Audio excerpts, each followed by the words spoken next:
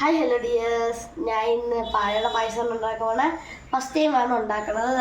പാല് തിളയ്ക്കാൻ വെച്ചിട്ടുണ്ടായിരുന്നു.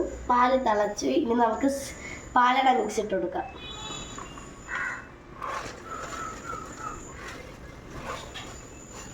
ഇനി നമുക്ക് തീ കൂട്ടിയിട്ട് ഇതൊന്ന് ഇളക്കി കൊടുക്കാം. കൈ എടുക്കണം കേട്ടോ. ഇന്ന് വിഷു സ്പെഷ്യൽ എൻ്റെ പുതിയ പായസം കൊള്ളാണ്ടോ അറിയാൻ പറ്റില്ല. ഗായ്സ്, അങ്ങനെ നമ്മൾ പായസം തിളച്ച് വരുന്നുണ്ട്.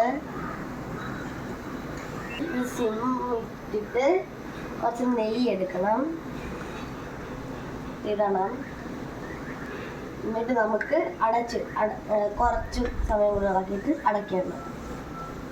നമുക്ക് അടയ്ക്കാം.